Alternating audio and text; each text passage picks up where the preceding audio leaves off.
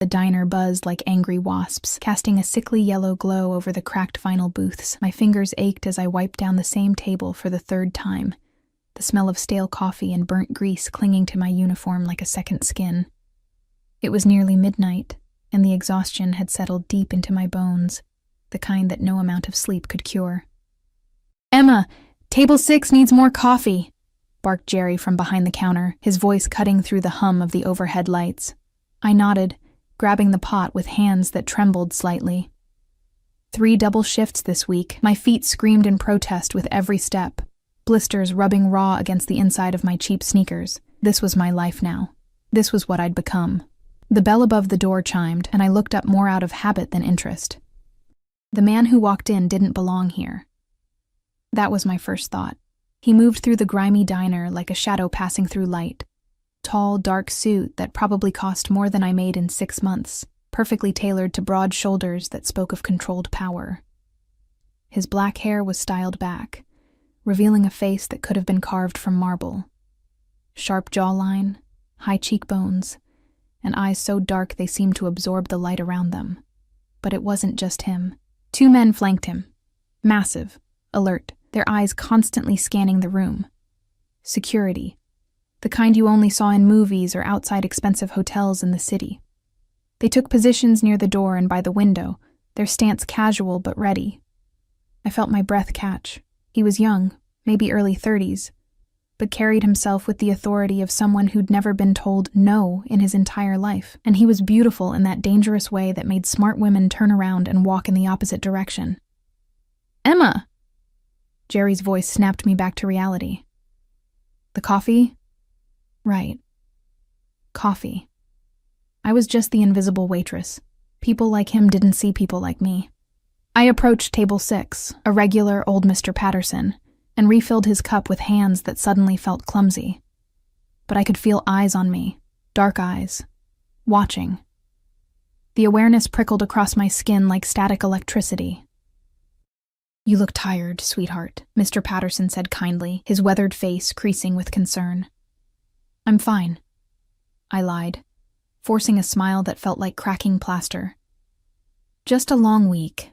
When I turned to head back to the counter, I nearly collided with a wall of expensive fabric and cologne, something dark and woodsy that made my head spin. I stumbled back, the coffee pot tilting dangerously in my hand. A hand shot out, steadying the pot with long fingers that were surprisingly gentle despite their obvious strength. I looked up, way up, into those impossibly dark eyes. "Careful." His voice was low, smooth as aged whiskey, with an accent I couldn't quite place. Italian, maybe. It rolled through me like distant thunder. "I'm sorry," I stammered, heat flooding my cheeks. "I didn't see you. No harm done." He didn't move, didn't step back. Instead, he studied me with an intensity that made me feel simultaneously exposed and invisible, like he was reading every secret I'd ever kept, every mistake I'd ever made, every scar I tried to hide. This close, I could see details I shouldn't notice. A small scar through his left eyebrow, the shadow of stubble along his jaw, the way his suit jacket hung open just enough to reveal a crisp white shirt, and my breath caught what looked like a leather holster. I stepped back, breaking whatever spell had fallen over me. I should get back to work.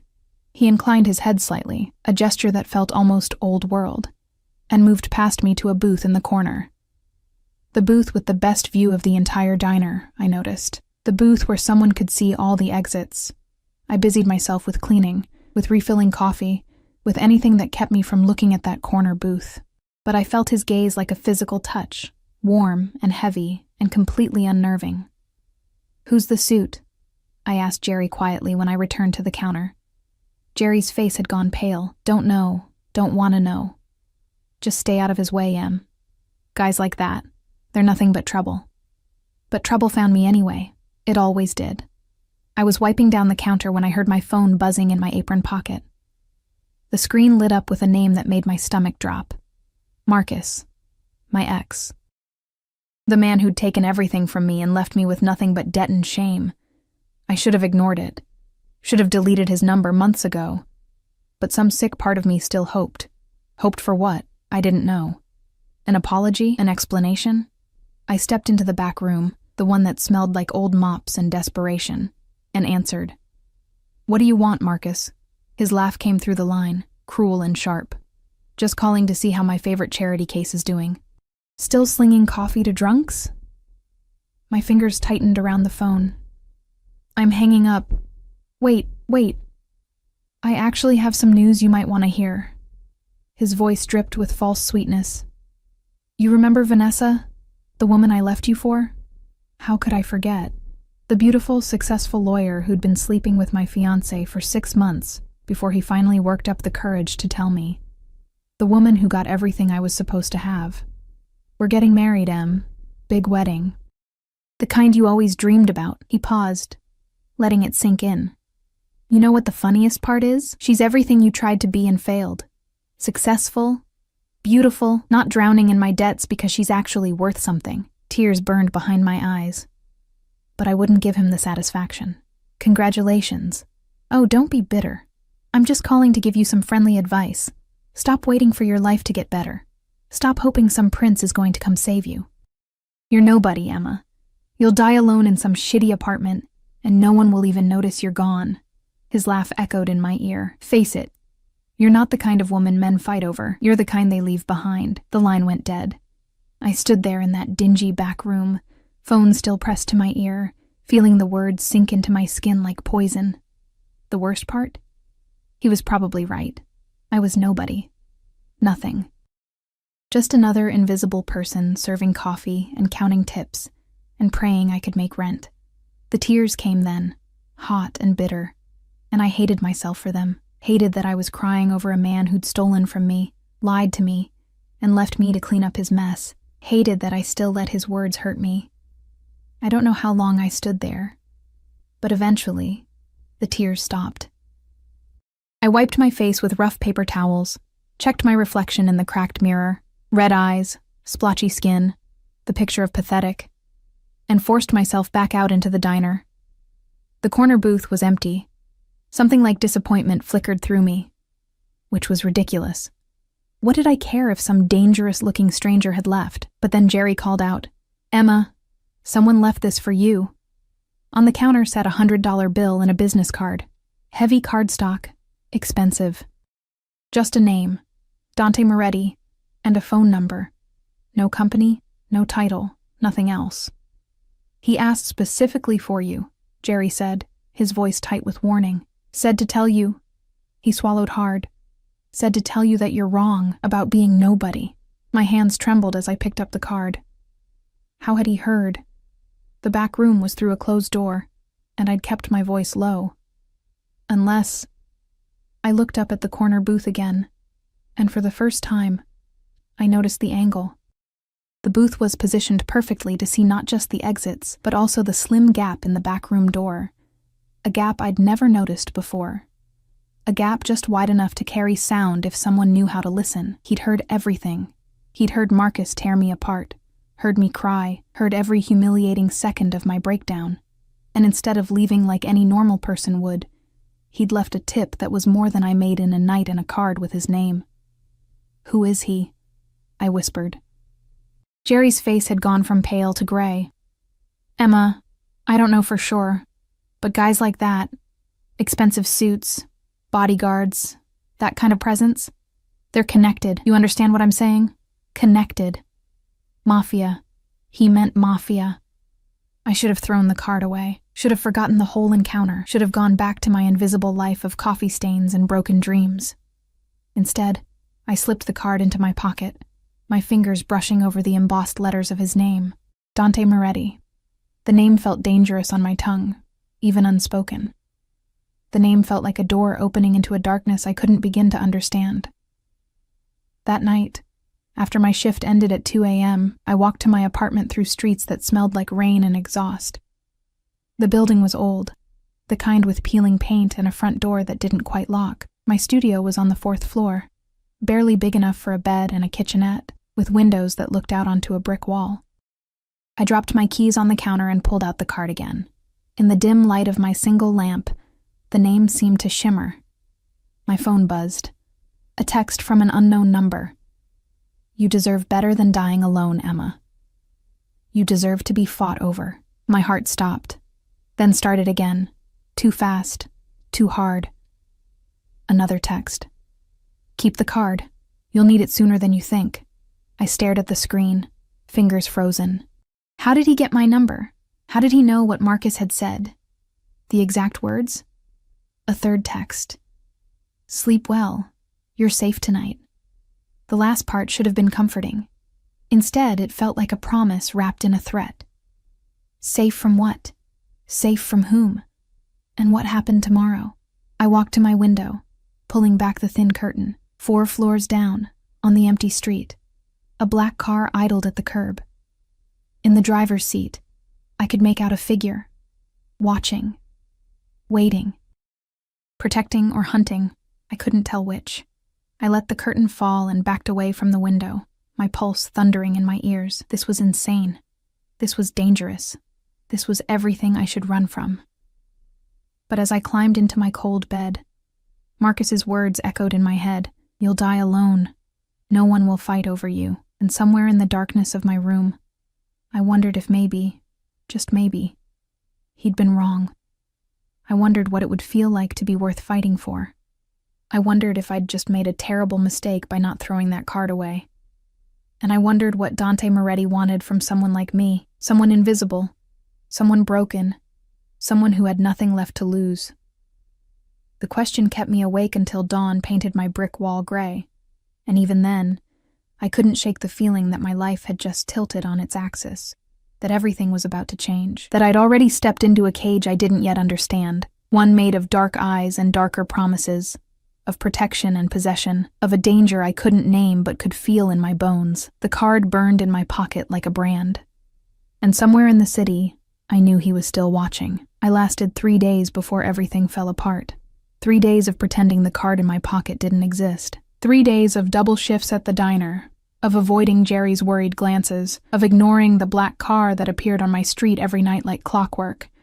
3 days of telling myself I imagined the whole thing, that Dante Moretti was just some rich businessman who'd felt sorry for the pathetic waitress crying in a back room. But rich businessmen didn't have bodyguards who moved like predators.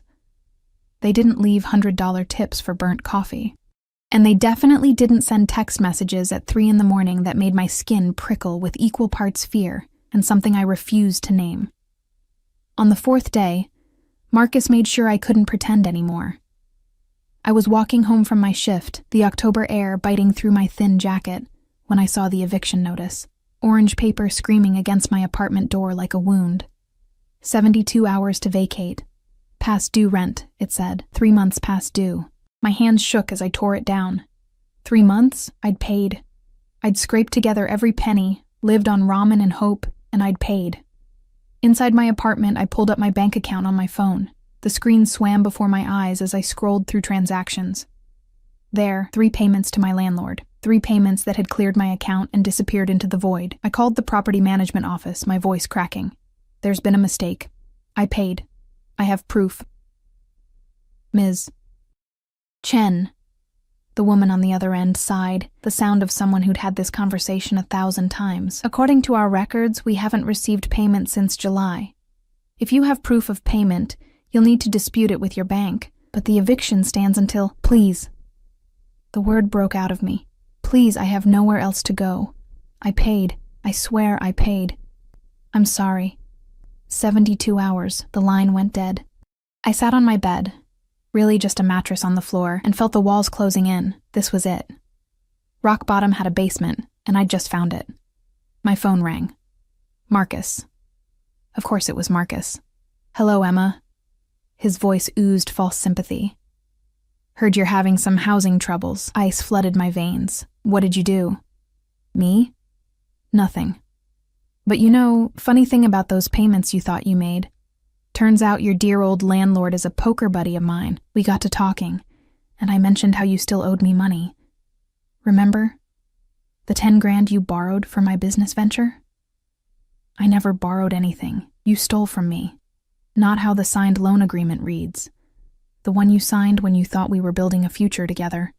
His laugh was razor sharp. Anyway, My buddy agreed to help me recoup my losses, redirected your rent payments to settle your debt to me. All perfectly legal, by the way. You should really read things before you sign them. My throat closed. The loan agreement. The one he'd presented to me 3 years ago, saying we were partners, that we'd build his restaurant together. The one I'd signed because I loved him and trusted him and believed in us. The restaurant that never existed, the money that disappeared, the debt that was never mine but had my name on it anyway. You can't do this. Already did. And Emma? This is just the beginning. You cost me my restaurant dream.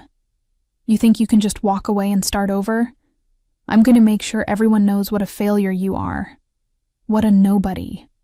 I'm going to destroy every pathetic attempt you make at happiness until you understand. You were nothing before me, and you'll be nothing after me. Why? The word came out as a whisper. Why do you hate me this much? Because you were supposed to love me enough to let me go. Instead, you made me the villain. You told your friends, your family, that I was the bad guy, that I used you. His voice dropped, venomous. Now everyone will see the truth, that you're the disaster, the mistake, the girl who couldn't keep a man even when she gave him everything. He hung up. I sat there, staring at nothing, feeling the last threads of my life unraveling. No home, no savings, no one to call for help because I'd pushed everyone away after Marcus, too ashamed to admit how badly I'd been played. The card felt like it was burning through my pocket. You'll need it sooner than you think. My fingers moved before my brain could stop them, pulling out the heavy cardstock, tracing the embossed letters. What kind of person was I becoming, that I was actually considering calling a man who radiated danger like heat from a flame? But what choice did I have? I dialed the number. It rang once. Emma. Not a question. He'd been waiting. His voice did something to my insides, made them twist and tighten in ways I didn't want to examine. How did you know it was me? I know everything about you. Matter of fact. Not creepy somehow. Just true. You need help. Not a question either. Statement of fact. My voice cracked. Pride warred with desperation, and desperation won. I don't have anywhere else to turn. Your ex. He's not finished hurting you. Again, not a question. How did he know? He's taking everything. I have 3 days before I'm on the street, and I can't. The words tangled in my throat. Where are you? My apartment, but I don't think. Address. Something in his tone made me obey. I rattled off the address, my voice small. Lock your door. Don't open it for anyone but me. 20 minutes. Wait, you don't have to, but he'd already hung up. I paced my tiny studio, wearing a path in the threadbare carpet. What was I doing? I didn't know this man. Didn't know what he wanted, what he'd demand in return for whatever help he was offering. Men like him didn't do anything for free. But men like Marcus destroyed women for sport. And at least Dante had been honest about being dangerous. 18 minutes later, a knock sounded at my door. Firm, controlled. I checked the peephole. Dante stood in my hallway, somehow making the dingy corridor look even more pathetic by comparison. He'd lost the suit jacket, his white shirt rolled to his elbows, revealing forearms corded with muscle and marked with scars. Behind him, one of his security guards waited, silent and alert. I opened the door. He filled the doorway, and for a moment, we just looked at each other. His dark eyes swept over my face, cataloging every tear track, every sign of my breakdown. I waited for judgment, for pity. Instead, he stepped inside, closing the door behind him with a quiet click. Tell me everything, and I did. The whole pathetic story spilled out. Marcus, the fake restaurant, the loan agreement I'd signed, the stolen rent payments, the eviction. Every humiliating detail of how thoroughly I'd been played. Dante listened without interrupting, his expression unreadable. When I finished, throat raw from talking, he pulled out his phone. Marco, he said quietly. I need information on Marcus Chen. Everything. Bank accounts, properties, business dealings, parking tickets. I want to know what he ate for breakfast 3 years ago. A pause. 1 hour. He hung up and turned those dark eyes back to me. You're not getting evicted. I don't have the money to fight this. You're not getting evicted. he repeated, each word deliberate. Because you're not staying here. My heart stuttered. What? This place isn't safe. Your ex knows where you live. He's escalating. Men like him, when they start, they don't stop until they've taken everything. He moved closer, and I could smell that dark cologne again. Could feel the heat radiating from him. I'm taking you somewhere he can't reach you. I can't just leave. My job. You work yourself to death for minimum wage and tips that barely cover your bills. That's not a life, Emma. That's survival. His voice softened, but somehow became more dangerous. I'm offering you a choice. Come with me. Let me handle this. And you'll never have to worry about Marcus or rent or where your next meal comes from again. And what do you want in return? The question came out steadier than I felt. A smile ghosted across his lips. Not kind, but not cruel either. Something in between. Your trust. Your honesty. Your presence. He reached out and I held my breath as his fingers brushed a strand of hair from my face. The touch was feather-light, but it sent electricity racing down my spine. I want you to stop being invisible, Emma. I want you to understand that you're worth fighting for. Why? The word barely made it past my lips. You don't know me. Why would you care? His hand dropped, but his eyes held mine captive, because 3 nights ago, I watched a woman apologize for existing. I watched her cry in a back room, because some coward convinced her she was nothing. And when she came back out, she smiled for the customers like her heart wasn't breaking. He paused. You're not nothing, Emma, and I'm going to make sure you never forget that again. The words should have sounded possessive. Should have raised every red flag I'd learned to watch for after Marcus. Instead, they felt like a lifeline thrown to a drowning woman. Pack what matters, he said, stepping back. 5 minutes. I can't just... This is insane. 5 minutes, Emma. Not harsh. Just absolute. Or I'll pack for you. I moved on autopilot, throwing clothes into a duffel bag, grabbing my laptop and the small box of photos that were all I had left of my family. It took 3 minutes. When I turned around, Dante was holding the eviction notice, studying it with an expression that made my blood run cold. Pure, controlled rage simmered beneath his calm exterior. He's going to regret this, Dante said quietly. By tomorrow morning, Marcus Chen is going to wish he'd never heard your name. I don't want you to hurt him. I won't. He folded the notice carefully, precisely. I won't lay a finger on him. I won't need to. His eyes met mine. There are worse things than physical pain, Emma. There's watching everything you've built crumble. There's having your secrets exposed. There's understanding, finally, that you've made an enemy you can't fight. A shiver ran through me. This was who he was. Not just dangerous, but the kind of dangerous that moved through the world, reshaping it to his will. Ready? He asked, gentler now. I nodded, not trusting my voice.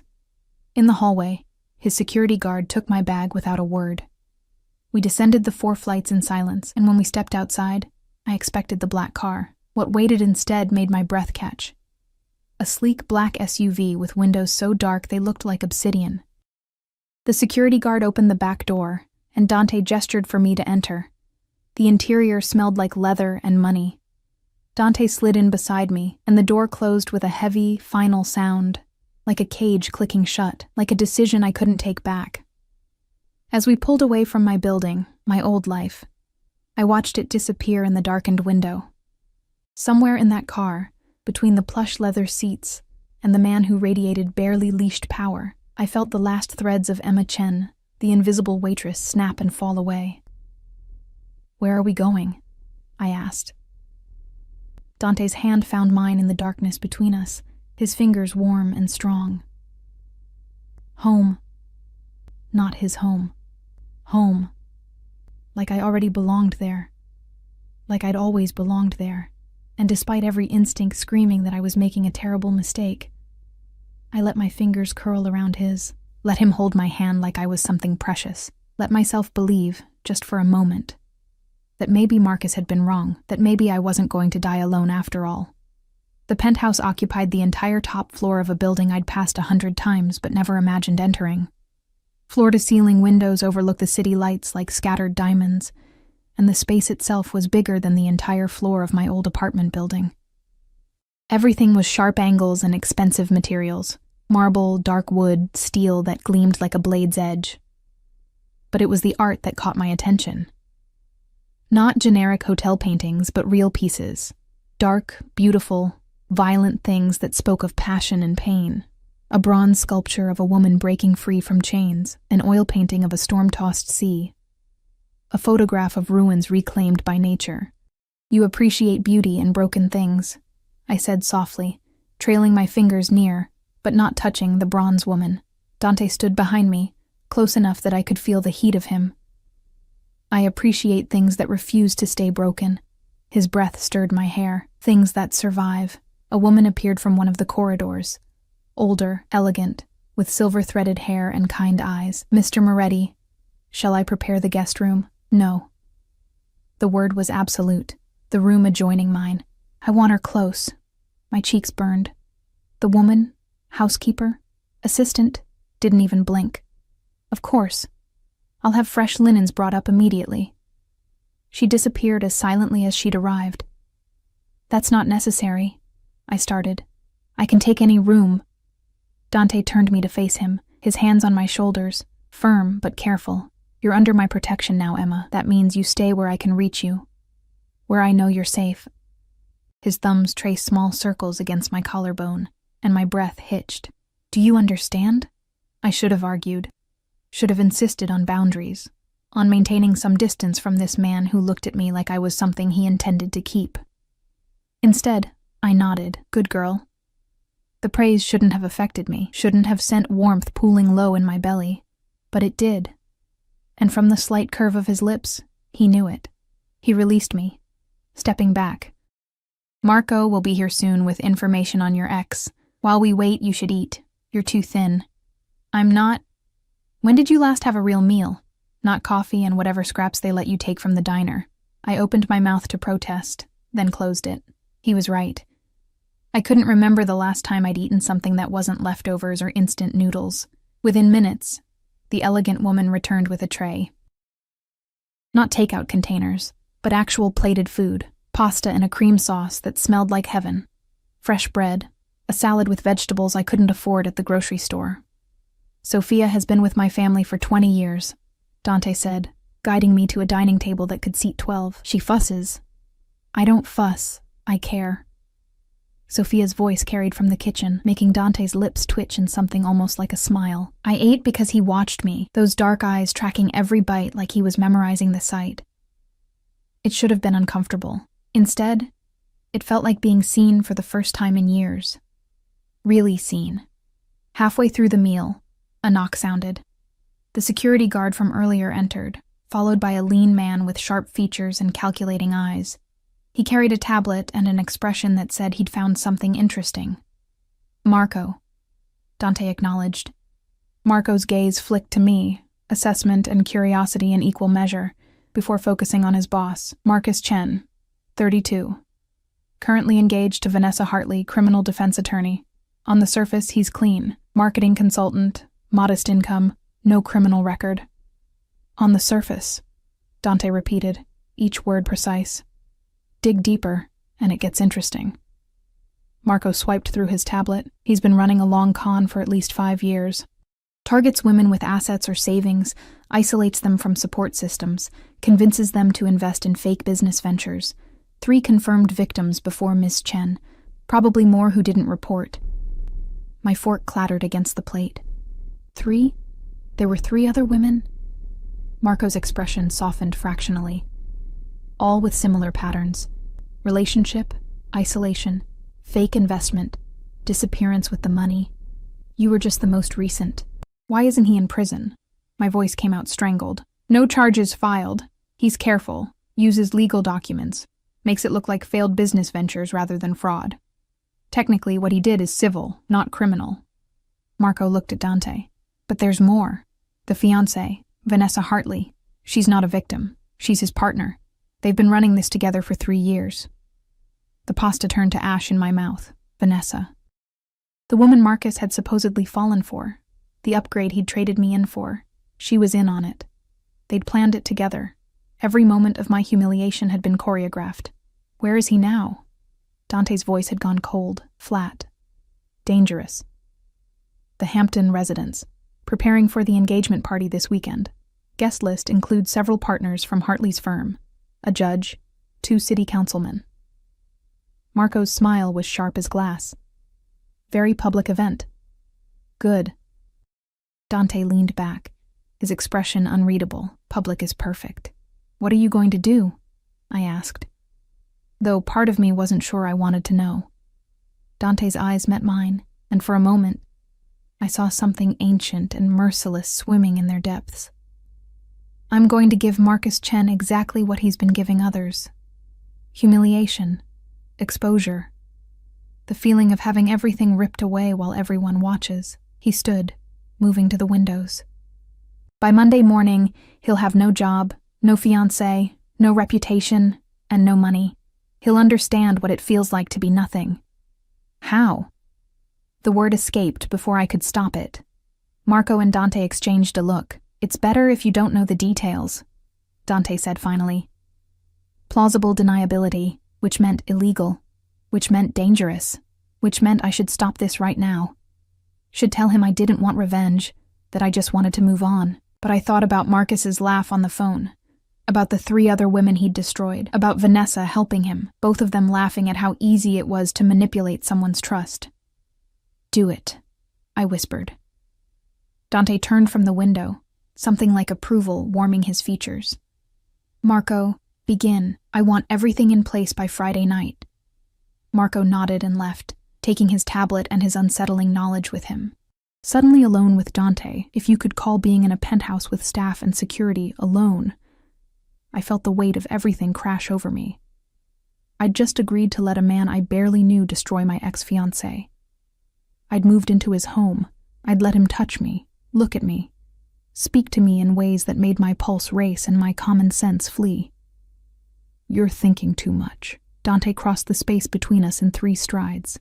I can see it in your face. All the reasons this is wrong, all the ways you should run. Shouldn't I? I looked up at him, this beautiful, dangerous stranger. I don't even know who you are. Not really. You know I'm not safe. He reached out, tucking a strand of hair behind my ear, his fingers lingering against my cheek. You know I'm not good. You know that getting involved with me is probably the worst decision you could make. Then why don't I run? His smile was dark, knowing. Because you're tired of being invisible. Because part of you wants to see what happens when someone fights for you instead of against you. He leaned closer, his lips a breath away from my ear. Because you're not as innocent as you pretend, Emma. There's steel underneath all that softness. I saw it that first night in the diner. The way you put your mask back on after crying, the way you kept going even when you were breaking. His words wrapped around me like silk bindings, beautiful and suffocating. What do you want from me? I asked again, needing to understand. Everything. No hesitation. Your trust. Your secrets. Your presence in my life. His hand slid to the nape of my neck, gentle but possessive. I want you to stop hiding. Stop apologizing for existing. Stop letting people like Marcus convince you that you're not worth protecting. And if I can't give you that, you can. Absolute certainty. You will. Because I'm not Marcus, Emma. I don't need to tear you down to feel powerful. I don't need you small and broken. His thumb traced my jawline. I want you strong enough to stand beside me. Strong enough to understand what I am, and choose to stay anyway. What are you? The question trembled out. For a long moment he studied me. Then, decision made. My family, we control things in this city. Imports, exports, certain establishments. We have friends in government, in business, in places where power moves through shadows.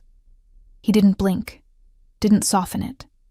People call us criminals. We call ourselves businessmen. The truth is probably somewhere in between. Mafia. Jerry had been right.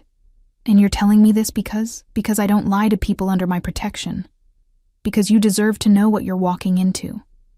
His grip tightened fractionally. And because if you're going to run, I'd rather you do it now before...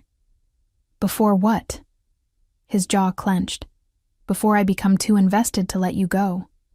The admission hung between us, raw and honest. This man, this dangerous, powerful, terrifying man, was giving me an out, telling me the truth even though it might drive me away. Marcus had lied with every breath, had used my trust as a weapon. Dante was offering me a choice. "I'm not running," I heard myself say. Something fierce and possessive flared in his eyes. "You should." "Probably."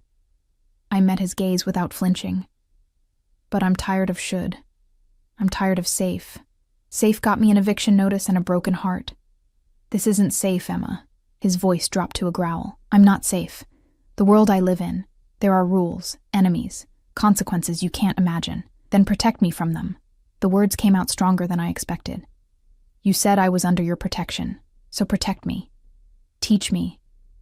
Show me how to be strong enough to survive in your world." For 3 heartbeats, he didn't move. Then his hand tightened in my hair, tilting my face up, and his lips crashed against mine. The kiss wasn't gentle. It was possession and promise, demand and devotion. Everything he'd been holding back unleashed in a single moment of contact. I gasped against his mouth, and he took advantage, deepening the kiss until I couldn't remember why I'd ever thought I should run. His other hand found my waist, pulling me flush against him, and I could feel the controlled power in every line of his body, could feel the want, the barely leashed hunger that matched something awakening inside me. When he pulled back, we were both breathing hard. "You're mine now," he said, the words both question and statement. I should have been scared, should have recognized the danger in that tone, in those eyes that held me like I was something precious and breakable in his. Instead, I felt safe for the first time in years. "Yes," I whispered. The smile that curved his lips was pure masculine satisfaction. "Say it. I'm yours. Again. I'm yours, Dante." He kissed me again, softer this time, like sealing a bargain, like marking me as his in ways that had nothing to do with possession and everything to do with protection. When Sophia appeared to show me to my room, I could still taste him on my lips.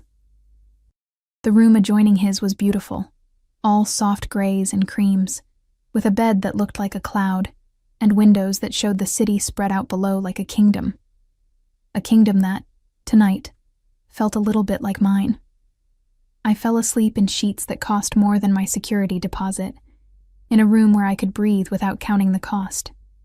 And for the first time in months, I didn't dream of losing everything. I dreamed of dark eyes and dangerous promises. I dreamed of being fought for. I dreamed of finally being seen. The next morning, I woke to sunlight streaming through windows that didn't face a brick wall. For a disoriented moment, I couldn't remember where I was. Then it all came rushing back. Dante, the penthouse, the kiss that had rearranged something fundamental inside me. I'd kissed a mafia boss. I'd agreed to be his. And the terrifying part, I didn't regret it. A soft knock interrupted my spiral. "Miss Emma?" Sophia's voice, warm and proper. "Mr. Moretti asked me to let you know breakfast is ready when you are, and he's left some things for you." "Things?" The door opened slightly, and Sophia wheeled in a rack of clothing. Not just clothing, designer pieces with tags still attached. Dresses, jeans, soft sweaters in jewel tones, undergarments that probably cost more than my weekly paycheck used to. "Mr. Moretti noticed you didn't have much with you," Sophia said, her tone suggesting this was perfectly normal behavior.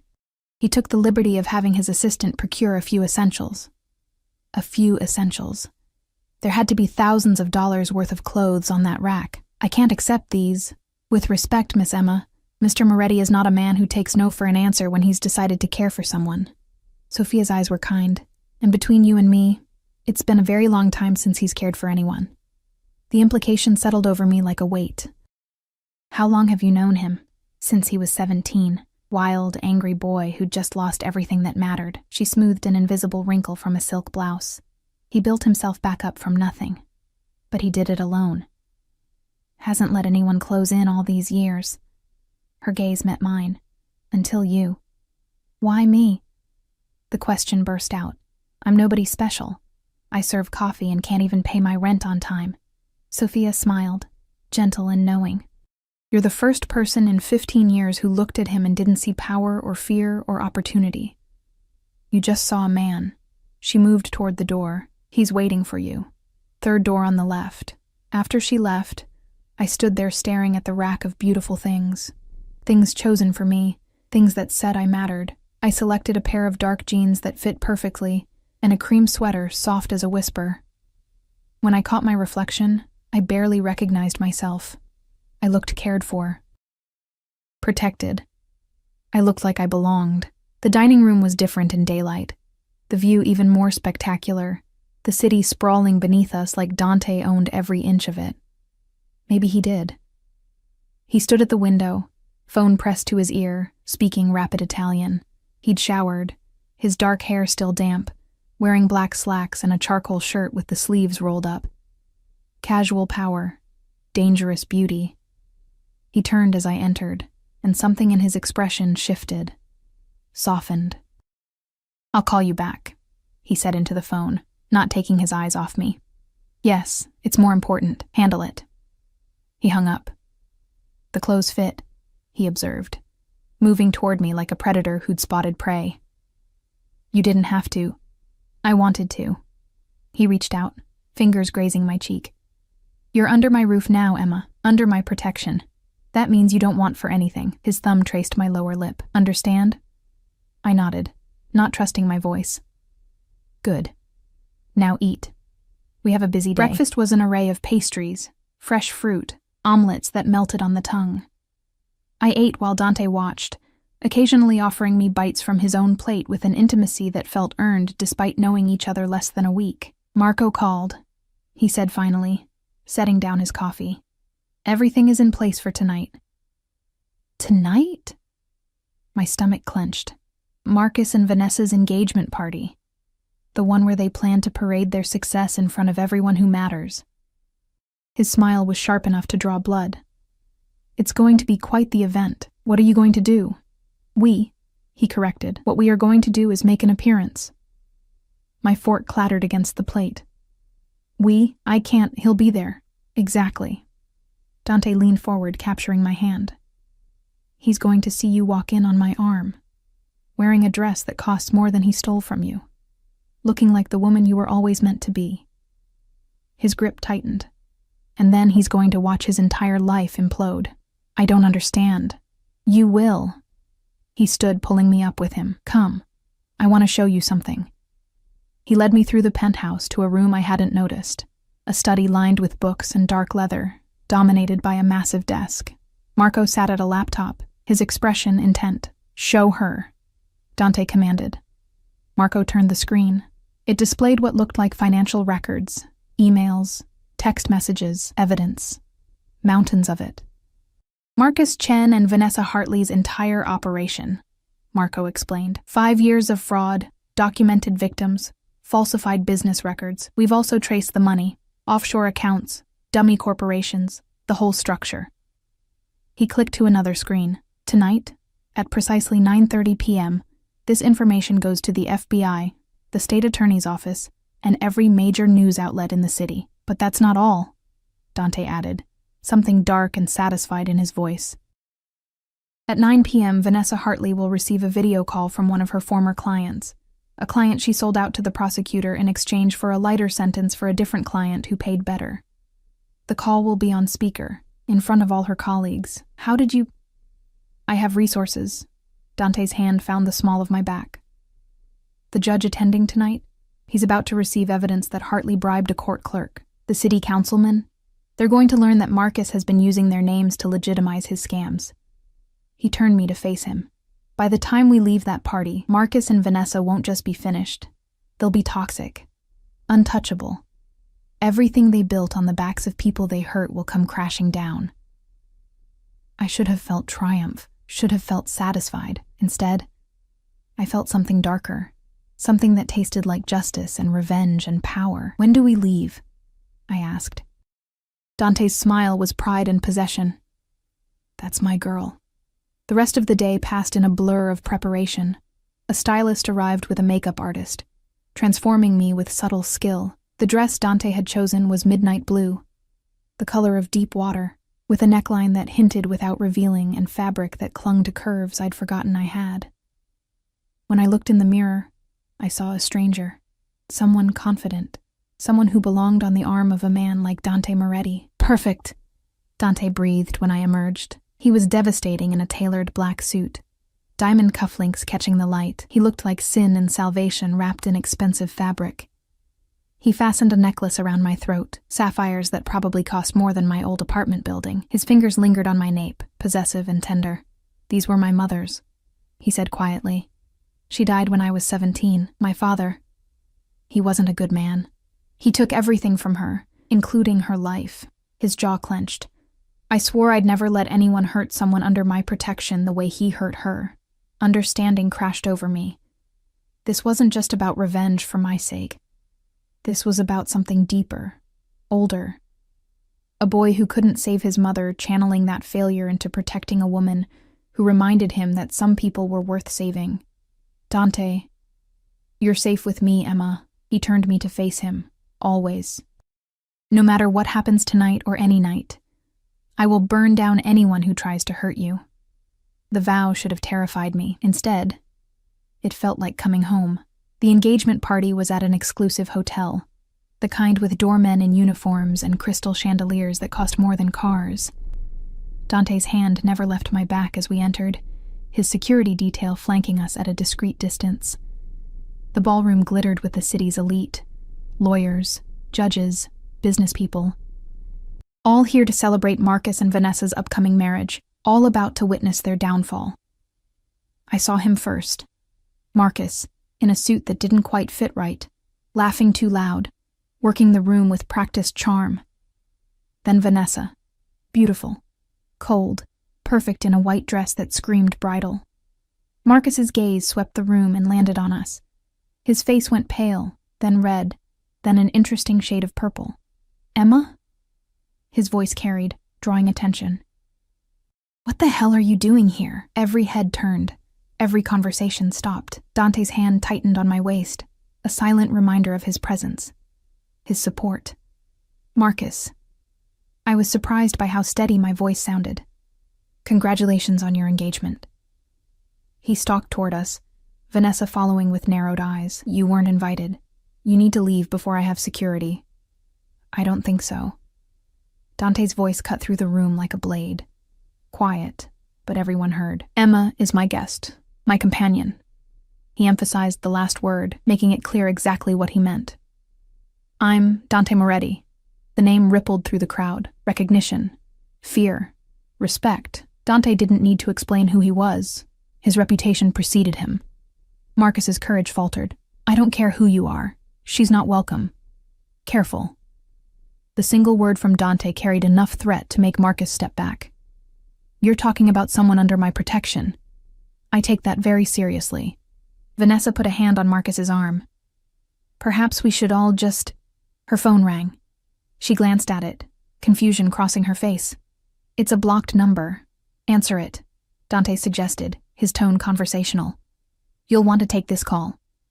Something in his voice made her obey. She swiped to answer, putting it on speaker before she could stop herself. "Vanessa Hartley?" A man's voice, rough with rage. "Remember me? Tony Messina, the client you fucking sold out 3 years ago. Took my money, promised you'd get me off, then handed my confession to the prosecution." Vanessa's face drained of color. Around us, her colleagues from the law firm stiffened. "I don't know what you're—" "Don't lie. I've got proof. Recordings of our conversations, bank transfers, all of it." The voice turned vicious. "I did 5 years because of you, bitch. 5 years while you used my case as a stepping stone. But guess what? I'm out now, and everyone's about to know exactly what kind of lawyer you are." The call ended. Silence. Then chaos. Partners from Vanessa's firm surrounded her, voices low and furious. The judge Dante had mentioned stood abruptly, his face thunderous, phone pressed to his ear. Receiving his own revelation, I realized. Marcus grabbed Vanessa's arm. "What the hell was that?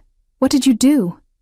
"I didn't, it's not." She looked around wildly, seeing her career imploding in real time. Dante checked his watch. "It's 9:30. As if on cue, Phones started buzzing. Everyone checking messages, news alerts, emails. Faces paled. Shocked murmurs rippled through the room. "Someone leaked it," a woman gasped, staring at her phone. "Marcus Chen and Vanessa Hartley. Fraud investigation. Federal charges pending." "Oh my God, there are victims. Multiple victims." Marcus's phone rang, then Vanessa's. Then half the room's devices erupted in a cacophony of buzzing and ringing. Marcus looked at me, finally understanding. "You did this. You bitter." Dante moved faster than I could track, catching Marcus's wrist before he could reach me. "Don't." The word was a death sentence delivered in a whisper. "Don't even think about touching her." Marcus tried to pull away. Dante's grip tightened until Marcus gasped in pain. "You like hurting women," Dante continued, still in that terrifying quiet voice. "Stealing from them. Breaking them. Making them feel worthless." He leaned closer. "How does it feel, Marcus? How does it feel to have everything taken away while everyone watches? Please." "Emma." Dante didn't release Marcus, but his eyes found mine. "What do you want me to do with him?" The question hung in the air. This was my choice. My revenge. I looked at Marcus. Really looked at him. Saw past the panic to the pathetic man underneath. The con artist. The coward who preyed on trust. "Let him go," I said. Dante's eyebrow rose. "Are you sure?" "He's not worth it." I moved closer, standing beside Dante. "He's going to prison. He's lost everything. That's enough." Dante released him, and Marcus stumbled back. "You're nobody, Emma," Marcus spat, his last pathetic attempt at control. "You'll always be—" "She's mine," Dante interrupted, his arm sliding around my waist. "She's under my protection. She wears my mother's jewels. She sleeps in my home." Each statement was a hammer blow. "And you? You're about to be inmate number whatever they assign you." He smiled, cold and final. "Who's nobody now?" We left them there. Marcus and Vanessa, surrounded by federal agents who'd apparently been waiting outside, colleagues backing away like they were contagious, their perfect party dissolved into handcuffs and Miranda rights. In the car, I finally let out the breath I'd been holding. "How do you feel?" Dante asked, pulling me against him. "Like I can breathe," I admitted. For the first time in years, his lips found my temple. "Good. Because you're never going to feel suffocated again. Never going to worry about rent or some pathetic man making you feel small." His hand cupped my face, tilting it up. "You understand? You're mine now, Emma. And I protect what's mine." The possessiveness should have scared me. Should have reminded me of Marcus's control, but this was different. This was choice. This was power shared, not stolen. This was finally being worth fighting for. "Take me home," I whispered. His smile was dark promise. Always. The weeks that followed felt like living in a dream I was afraid to wake from. Marcus and Vanessa made headlines for 3 days straight. Federal fraud charges, disbarment proceedings, victims coming forward with stories that made mine look tame. The media dissected their operation with the kind of fervor reserved for truly spectacular falls from grace. By the end of the first week, they'd both accepted plea deals, 7 years for Marcus, 5 for Vanessa, plus restitution to all victims. I should have felt vindicated, triumphant. Instead, I felt free. Free to wake up in sheets that smelled like expensive detergent and Dante's cologne. Free to drink coffee on a terrace overlooking a city that no longer felt hostile. Free to exist without constantly calculating what I could afford to lose next. But freedom, I was learning, came with complications. "You need to eat more than that," Dante said, watching me push eggs around my plate. We'd fallen into a routine. Breakfast together when he wasn't handling business, though I still wasn't entirely sure what that business entailed. "I'm not hungry." "You're thinking too much again." He set down his coffee, those dark eyes reading me like I was a book written in his native language. "What's wrong?" "Everything. Nothing." How did I explain that I felt like Cinderella after midnight, waiting for the glass slippers to shatter? "I can't stay here forever," I said finally. "I need to find a job, get my own place." "No." The word was absolute. "Dante, you're not leaving." He stood, moving around the table with predatory grace. Why would you even think about leaving? Because this isn't real life, the words burst out. Real life is rent and bills and working for minimum wage. Real life isn't living in a penthouse with a man who... I stopped. A man who what? He pulled me to my feet, hands firm on my shoulders. Say it, Emma. A man who's going to get bored of his charity project.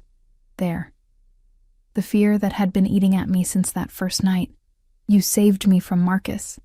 And that was God. That was more than I deserved. But eventually you'll realize I'm just some waitress with nothing to offer and... His mouth crashed against mine, silencing the spiral. The kiss was demanding, possessive, leaving no room for doubt or fear. When he pulled back, we were both breathing hard. You think this is charity? His voice was rough. You think I brought you here out of pity? What else would it be? Obsession. The confession came out raw. From the moment I saw you in that diner, apologizing for existing, I couldn't stop thinking about you, about the strength it took to smile for customers after crying in a back room, about the vulnerability you tried so hard to hide. His hand slid to cup my face. I've built an empire on reading people, Emma, on knowing their weaknesses and exploiting them. But you? You're not weak. You survived a predator and came out still capable of kindness, still capable of hope. I'm not special. You are to me. The words hung between us, weighted with meaning. I haven't let anyone close in 15 years. Haven't wanted to. But you walked into my life and made me remember what it felt like to want to protect something, to care if someone lived or died. His thumb traced my cheekbone. So no. You're not leaving. You're not getting your own place. You're staying here, with me, where I can keep you safe. That's not how this works, I whispered, even as my heart raced. You can't just keep me like what? Like something precious? Like something worth protecting? His eyes darkened. Watch me. Before I could respond, his phone buzzed. He glanced at it, and something shifted in his expression, not quite anger, but close. I have to handle something, he said, releasing me reluctantly. Marco will be here in 10 minutes. Stay in the penthouse until I get back. What's wrong? Business. He kissed me again, quick and hard. Nothing for you to worry about. But I did worry. Because in the 3 weeks I'd been living here, I'd started to understand the layers of Dante's world. The phone calls at odd hours, the men who came and went, speaking in low voices, the tension that sometimes sat across his shoulders like a physical weight. He wasn't just a businessman. He was a king in a kingdom built on shadows. And kings had enemies. Marco arrived exactly on time, his sharp features concerned.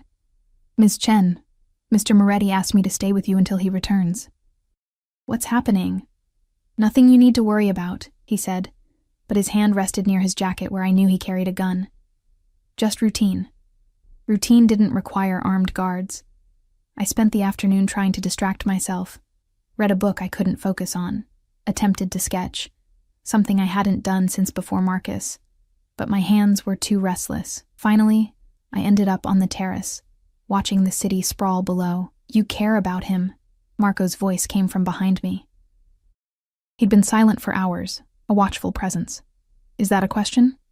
An observation. He moved to stand beside me, his gaze on the skyline. He's different with you. Calmer. Less, he searched for the word. Volatile. He doesn't seem volatile to me. Marco's laugh was sharp. That's because you don't see him in meetings.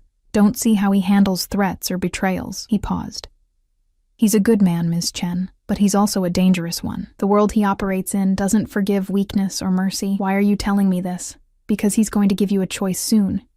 And you need to understand what you're choosing. Marco's eyes met mine. If you stay, you become part of this world, part of his world. That means protection, yes. But it also means danger. It means enemies who might use you to hurt him. It means living with secrets and violence, and decisions that blur lines most people don't even know exist. My stomach clenched. And if I leave, he'll let you go.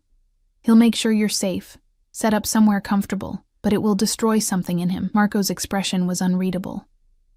He lost his mother to his father's violence, Spent 15 years building walls so thick nothing could penetrate them. You're the first person to get through.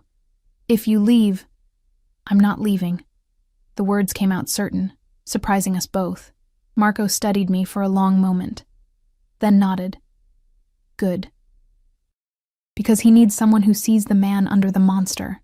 Dante returned as the sun was setting, the city lights beginning to shimmer like captured stars. He looked tired, tension in every line of his body, but when he saw me, something eased. "Everything okay?" I asked. "It is now." He pulled me against him, burying his face in my hair. Just breathing, just holding. We stood like that for long minutes, the city sprawling below us, until finally he pulled back. "I need to tell you something," he said. "Something I should have told you weeks ago." My heart stuttered. "Okay."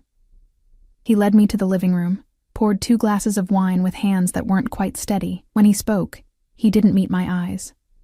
"My father, the man who killed my mother, he didn't just hurt her. He controlled her, made her feel like she was nothing without him, made her believe she deserved his violence." His jaw clenched.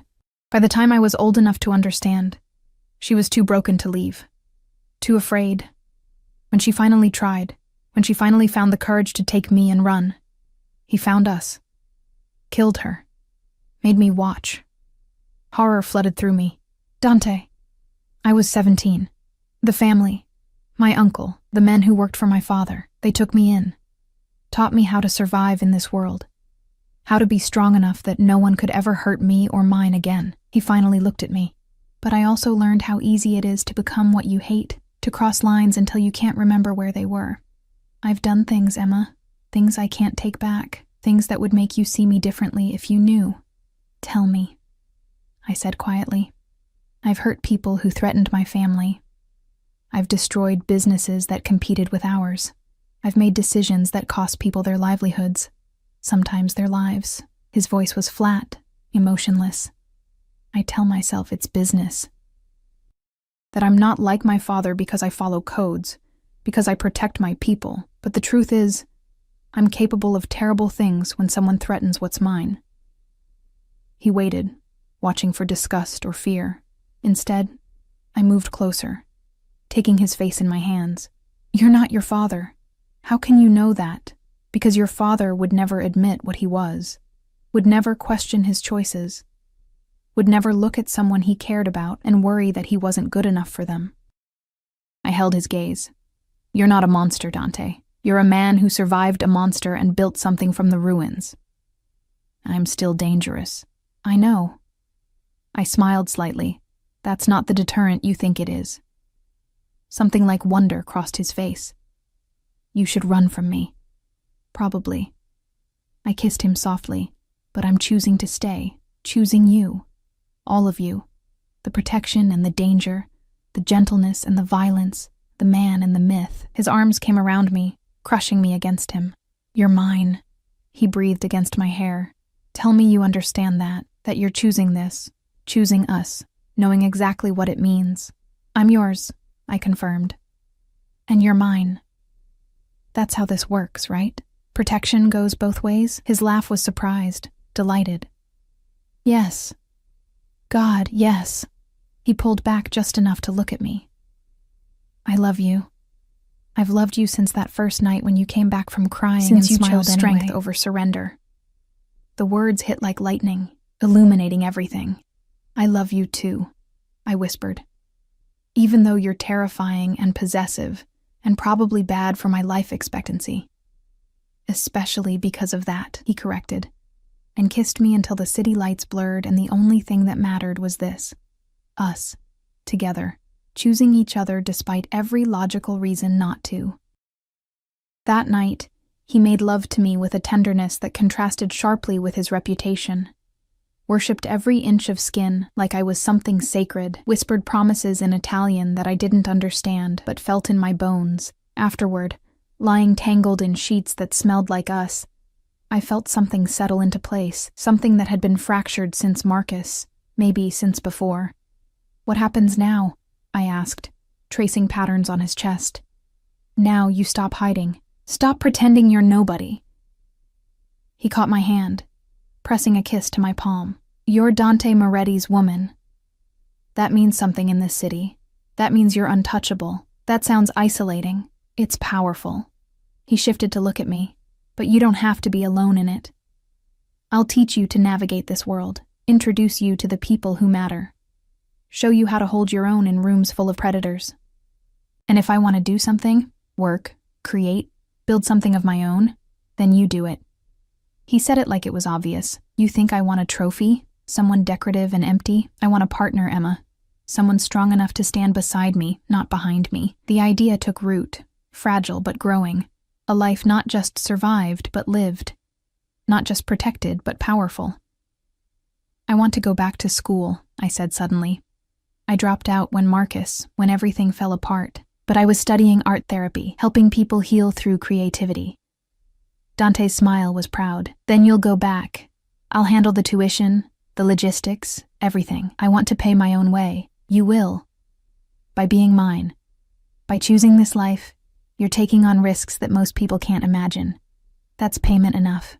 He kissed me softly. "Let me give you this, Emma. Let me give you the chance to become who you were meant to be." Tears burned behind my eyes, but these were good tears. Healing tears. "Okay," I whispered. "Okay." 6 months later, I stood in a gallery showing my own work, paintings and mixed media pieces exploring themes of survival, transformation, and strength in broken things. The opening was packed with collectors, art critics, and society people who'd come because Dante Moretti's woman was unveiling her first show, but they stayed because the work was good. Dante stood slightly apart, watching with an expression that made my heart swell. Pride, possession, love. "She's talented," I heard someone say nearby, "and brave, choosing subjects this raw." "Did you hear how they met?" someone else whispered. "Apparently her ex tried to destroy her, and Moretti made him disappear." Not quite accurate, but close enough. Marcus and Vanessa were both serving their sentences, and I'd learned through Marco that several of their other victims had received anonymous restitution payments. Dante's way of balancing scales. When the crowd finally thinned, Dante approached, pulling me against him with familiar possessiveness. "I'm proud of you," he murmured against my hair. "I couldn't have done this without you." "Yes, you could have. I just made it happen faster." He tilted my face up. "You were always strong, Emma. Always capable of this. You just needed someone to remind you." "My ex told me I'd die alone," I said quietly. "That no one would fight for me." Dante's expression darkened. "Your ex was a fool. He was wrong." I smiled, genuine and bright, because I found someone who didn't just fight for me. He taught me to fight for myself. And you found someone who was dying slowly until you reminded him what living felt like. He kissed me, soft and deep. "We saved each other, tesoro," treasure. He'd explained the endearment weeks ago, along with other Italian words he murmured in the dark. "Amore mio, cuore mio, my love, my heart. Take me home," I said, echoing words from that first night. His smile was pure masculine satisfaction. Always. We left the gallery hand in hand, his security detail falling into formation around us. The car waited at the curb, that same black SUV that had carried me away from my old life into this new one. As we drove through the city lights, Dante's hand never left mine, and I realized something profound. I hadn't just survived Marcus's cruelty. I'd transformed it into strength, into art, into a life I'd built alongside a man who saw my worth when I'd forgotten it existed. My ex had laughed and said I'd die alone. Instead, I'd found home in the arms of a man who'd burn the world down before letting anyone hurt me again. I'd found power in my own voice, my own choices, my own strength, I'd found love in the most unexpected place, in the dark eyes of a dangerous man who'd spent 15 years building walls, only to tear them down for a woman who'd learned that sometimes the most terrifying risks lead to the most beautiful rewards. "What are you thinking?" Dante asked, his thumb tracing circles on my palm. "That I'm exactly where I'm supposed to be." His smile was tender and fierce. "Yes, you are, with me. Always with me." Always, I agreed. And as the city lights blurred past the windows, I thought about Marcus one last time. About his cruel prediction. About how wrong he'd been. I wouldn't die alone. I'd live fiercely. Loved, protected, powerful. I'd live as Dante Moretti's woman, his partner, his equal. I'd live as Emma Chen, artist and survivor, broken things made beautiful, and that was worth more than Marcus could ever understand. The penthouse welcomed us home with warm light and the scent of Sophia's cooking. Dante pulled me close on the terrace, the city sprawling below us like a kingdom we ruled together. "I love you," he said. The words easier now than they'd been months ago. "I love you too," I replied, and meant it with every fiber of my being. This was my life now. Not perfect, but mine. Not safe, but worth the risk. This was my happily ever after. Fought for, earned, and held on to with both hands. And I'd never let it go.